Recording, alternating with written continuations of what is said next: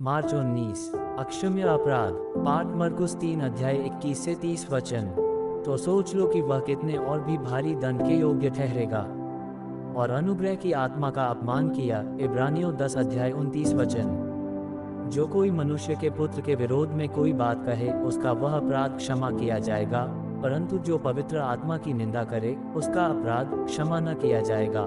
मरकुस 3 अध्याय 28-29 वचन, मत्ती 12 अध्याय 31-32 वचन, लूका 12 अध्याय 10 वचन। यीशु के ये वचन पिन्तेकुस्त के लोग गैर पिन्तेकुस्त लोगों के विरुद्ध इस्तेमाल करते हैं। जब कोई गैर पिन्तेकुस्त व्यक्ति किसी विशिष्ट पिन्तेकुस्तीय प्रकटीकरण पर प्रश्न पूछता है, परंतु इतने कठोर शब्दों से यीशु का वास्तव में क्या तात्पर्य था? परमेश्वर की निंदा करने की सजा मौत थी।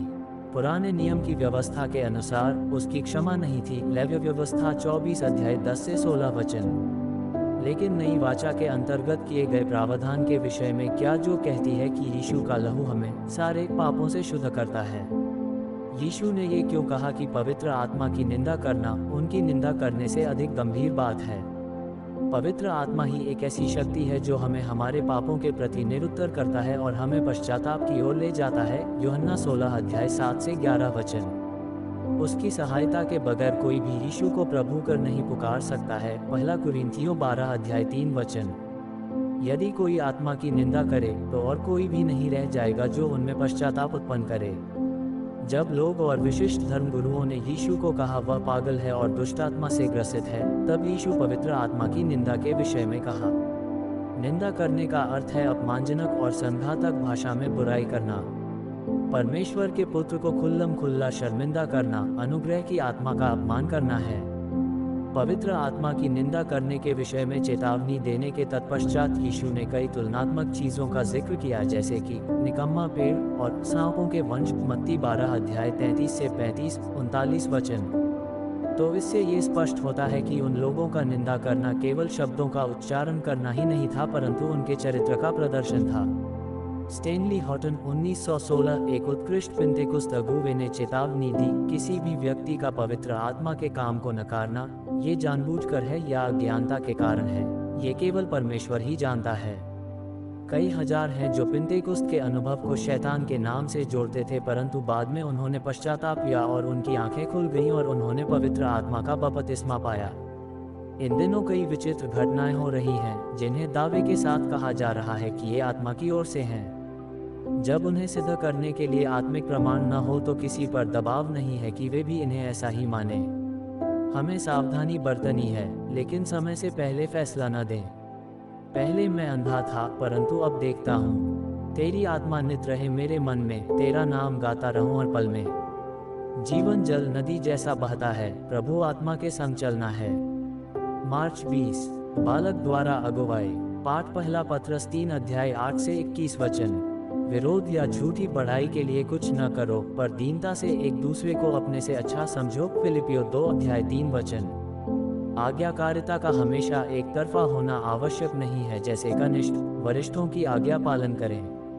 नवयुवकों को समझाने के पश्चात कि अपने अगुवों के अधीन रहें, प्रेरित पत्रस आगे कहते हैं, तुम सब के सब एक दूसरे की सेवा के लिए दीनता से कमर बांधे रहो। पहला पत्रस 5 अध्याय 5 वचन। किसी बुजुर्ग की अपेक्षा अपने से छोटे की आज्ञा मानने में अधिक परिपक्वता की आवश्यकता है। हम जितना एहसास करते हैं उससे कहीं अधिक बड़ों की अपेक्षा छोटे, परखने और अधिक वास्तविक रूप से निर्णय लेने में सक्षम होते हैं। पुराने युग की कठोरता और रूढ़िवादिता की अपेक्षा उनमें युवावस्था की लचक, रचनात्मकता तथा खुलापन पाया जाता है। कलीसिया और विश्व दोनों के इतिहास में इसके उदाहरण बहुतायत से मिलते हैं। परमेश्वर के पवित्र पर्वत पर एक छोटा बच्चा एक अगुवा हो सकता है। यशायाह 11 अध्याय 6 वचन। दाऊद ने कहा कि वह अपने शिक्षकों और पुरनियों से कहीं अधिक समझ रखता था। भजन संहिता 119 अध्याय 99,100 वचन। पवित्र आत्मा के अंतिम समय में उंडेले जाने में पवित्र आत्मा पुरनियों को स्वप्न देता, पर जवानों को दर्शन देता है। प्रेरितों के काम 2 अध्याय 17 वचन। किसी विशिष्ट परिस्थिति में बच्चों द्वारा दी गई सलाह के अनुसार कार्यवाही करने में माता पिता को अपने आप को छोटा नहीं समझना चाहिए। यदि पति अपनी पत्नी की बात मान ले तो अपनी प्रधानता नहीं खोता। परमेश्वर की अगुवाई दंपति में से किसी भी एक के माध्यम से मिल सकती है। क्या एक बार परमेश्वर ने इब्राहिम से सारा की बात मानने के लिए नहीं कहा था? उत्पत्ति 21 अध्याय 12 वचन। पासबानों को अपनी कलीसिया में उनसे छोटे अथवा बड़े किसी भी साधारण सदस्य द्वारा दिए गए परामर्श की तारीफ करने में भय महसूस नहीं करना चाहिए। आत्मिक अगुवे मूसा को अपने चरवाहे ससुर की साधारण सी सलाह मान लेने से सहायता प्राप्त हुई। सेनापति नामान एक नौकरानी लड़की के साधारण सुझाव के द्वारा चंगा किया गया। अधीन और आज्ञाकारी रहने का व्यवहार संसार के द्वारा कमजोरी के रूप में देखा जा सकता है, परंतु यीशु ने कहा, धन्य हैं वे जो नम्र हैं क्योंकि वे पृथ्वी के अधिकारी होंगे। मत्ती 5 अध्याय 5 वचन। यीशु के इस आदर्श के द्वारा हमें दीनतापूर्वक दूसरों को अपने से बढ़कर समझना सिखाया गया है।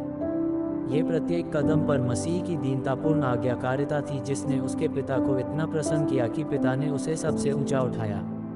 आइए हम भी मसीह के जैसा स्वभाव रखें। फिलिप्पियों 2 अध्याय 3 से 11 वचन।